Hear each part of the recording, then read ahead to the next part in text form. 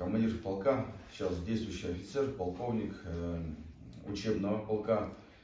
Дислоцируется этот полк в городе Чита, в Забайкальском крае, Дальний Восток. Отсюда очень далеко, если честно. Вот. Также учу и обучаю, не я лично, а вот мои подчиненные, каждые 4 месяца, как минимум, от 1100-1500 человек. Он доброго слова не скажет, но скажет правду. Он выскажет, что ему не нравится в лицо.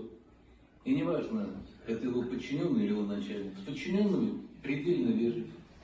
Но обязательно каждого видит регулярно. От него не спросишь. Служили в Чечне. Где шла война? Первую чеченскую кампанию не застал, учился в училище в это время.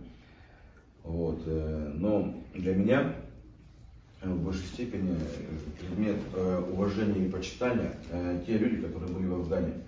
Они, как говорится, мои старшие, учили нас, как правильно вести боевые действия, как правильно именно работать с личным составом, чтобы они остались в живых, чтобы я людей, своих подчиненных солдат, матерям отдал им. Скажите, вот маршал Жуков,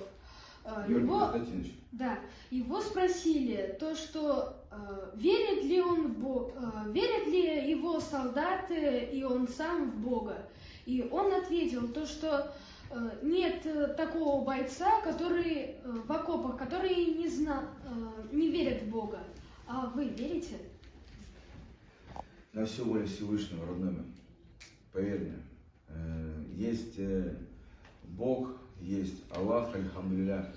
У меня друзья мои, я прослужил 15 лет в Чечне, в Дагестане, Ингушетия, Кабардино-Балкария.